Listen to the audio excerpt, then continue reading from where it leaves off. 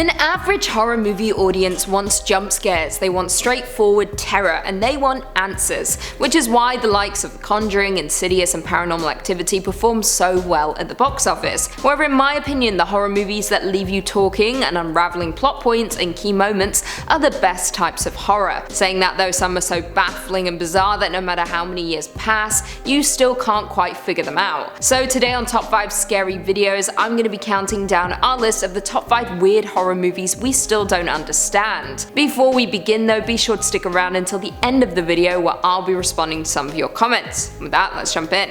In at 5 we have Twin Peaks Fire Walk With Me. Now, I often choose not to discuss Twin Peaks Fire Walk With Me because I personally believe it shouldn't have even happened, however over time it has since become a cult classic. Released in 1992 and directed by David Lynch, Fire Walk With Me is the continuation of Laura Palmer's story, with it following her life leading up to her murder, as well as follows the investigation into the murder of Teresa Banks. Many wanted more answers following the cancellation of the show, and with the prequel movie they received a new insight into the life of Laura Palmer, and introduced many important plot points that would come into play in the subsequent revival series. Now, a lot of key players from the TV series returned for the movie, however, sadly the majority of the scenes were cut and restored in Twin Peaks: The Missing Pieces. The movie itself was a box office bomb, with it polarizing fans and critics alike. However, like I said, public reception has changed over time. Now, as much as people dislike the movie, it did become even more important upon the release of Showtime's 2017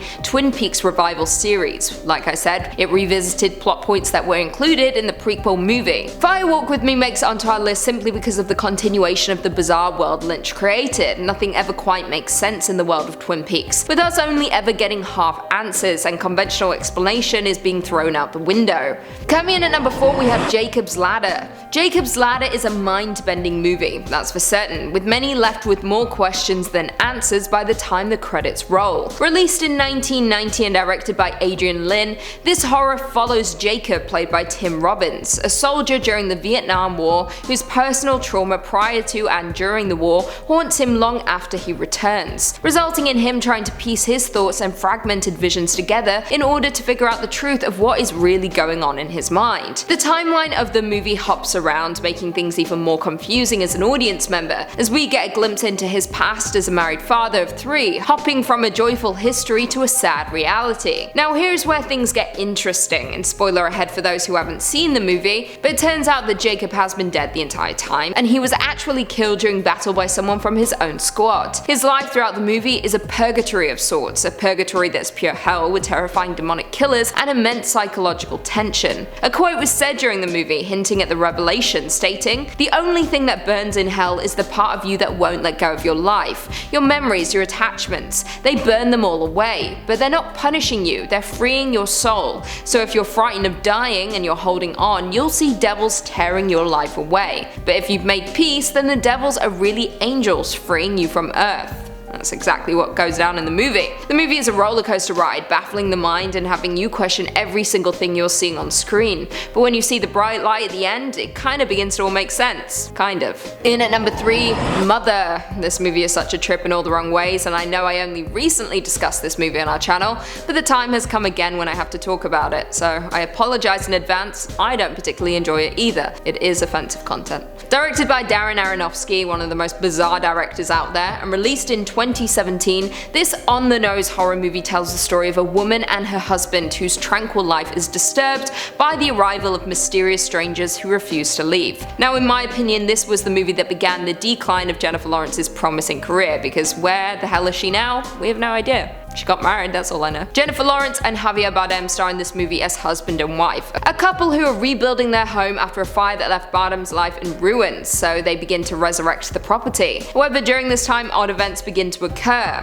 As I said before, a couple arrive at the home, and not long after, Lawrence becomes pregnant, sparking inspiration in the mind of Bardem, who begins to put words on paper, resulting in a work of art being created. Soon, loyal fans begin arriving at their home, traumatizing the pregnant Lawrence, who just wants to keep their home home sacred. However, the strangers have no respect for the property, looting and destroying it in the process. And of course, the movie has one of the most anxiety-inducing endings of all time, with the baby not faring well in the process. That's all I can say. Now, like I said at the beginning, the movie is a trip in all the wrong ways, and once you realize what is actually happening, you'll wish you hadn't just wasted your money on this train wreck. Essentially, the movie is an allegory for Mother Earth and humans' destruction of the planet and lack of respect for the gift we've been given. In it too, we have Triangle. Triangle is a truly underrated horror movie that is not discussed enough, but saying that, it is incredibly confusing, that's for sure. Released in 2009 and directed by Christopher Smith, this psychological horror movie follows Jess, played by Melissa George, a single mother who goes on a boating trip with a group of friends. However, they are quickly forced to abandon their ship and board a derelict ocean liner, upon which they begin to suspect that someone or something is stalking them. And they would be right, however, the stalker is the last person they ever expected. The movie is fun, full of thrills and twists and turns, however,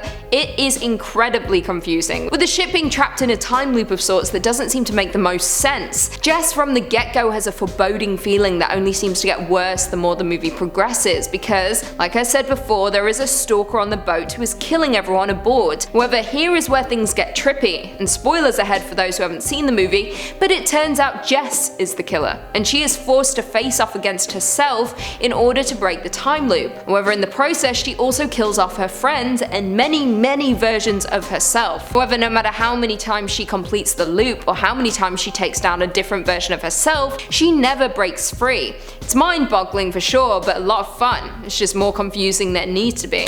Also has a baby Liam Hemsworth in it. Liam Hemsworth before he became famous. And finally, in at number 1 we have High Tension. This movie is all over the place, especially in its twist that makes little to no sense at all. How it works, I'm still confused. It seems like it was just thought up right at the last minute. Released in 2003 and directed by Alexandre Aja, this French slasher follows college friends Marie and Alex who head to a farmhouse away from distraction in order to study. However, things descend into madness pretty damn quick when a man breaks into the farmhouse and begins killing everyone in sight, with the two girls Marie and Alex attempting to piece the killer's identity together. The movie was highly discussed because of its strong use of violence and gore, with the movie being associated with the new French extremity movement. Now, the movie begins really strong but quickly crumbles in the third act when it is revealed that the killer is actually Alex herself, who has seemingly manifested multiple personalities following childhood trauma. Now, the twist itself is intriguing, however it makes little to no sense in the grand scheme of things, with certain moments not adding up following the revelation. Like I said before, it seems like a plot point they added right at the end to try and tie everything together, however it ended up ruining a pretty good movie up until that point. Critics seemingly agree with me, with the film garnering a 40% approval rating, with the general consensus reading, I quote, "There is indeed a good amount of tension in this French slasher, but the dubbing is bad and the end twist unbelievable." Exactly, took the words right in my mouth. Well, there we have it. Do you guys agree with our list? Were there any horror movies that we missed? Leave us all your thoughts and feelings in the comments down below, and perhaps we can do a part 2. Before I go though, I just want to respond to a few comments from one of our last videos, top 5 horror monsters you only see once. William Estes said, "List idea, horror movie victims who deserved it." I love this. I forgot you said that, and now I remember, it's a great idea. I just hope I remember when I leave this room, because when I leave the room I usually forget my life. I forget who I am. Just some guy without a mustache said, "The Pale Man is a legendary figure in horror." That he is. I can confirm, he's amazing. Even though he was on screen for about, what, 5 minutes? That's it. Tamsin said, "There is a movie called The Creep and Creep 2. It's about a professional stalker." Yes, I know, I've seen that one. There is a superior Creep. Watch it, it's a British horror movie. It's set in the London Underground. A girl gets trapped down there, there's a creature living down there. He wants to kill her, she wants to get free. Psh, that's all you need to know. Greg Deerfield said, "Lucy, you look like you're doing better. Keep it up." Thanks. When wasn't I doing good? I mean, I've had a few times where I'm clearly not doing good on camera, like today. But thank you, I am doing better. Wolf's Guitar Den said, "Lol, this chick is funny and adorable." Thank you, I appreciate that. Damanhammer AR15 for life said, "Lucy, thicker than a snicker." You're not wrong. I'm a tad tick.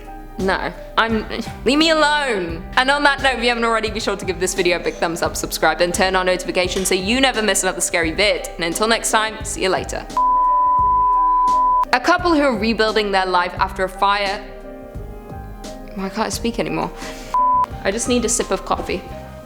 This French slasher follows college friends Marie. Why am I? It's like I had a moment. Brain lapse. This French slasher follows college friends Marie and Alex, who head to a farmhouse away from distraction. Chris, I'm having a breakdown. This French slasher follows college friends. Why? I just want to say Marie. It's because I capitalized the A and I've really thrown myself off. Marie. I did it by accident as well, and I remember thinking I should change that, but I was like, no, I would get it. It says Marie. Okay.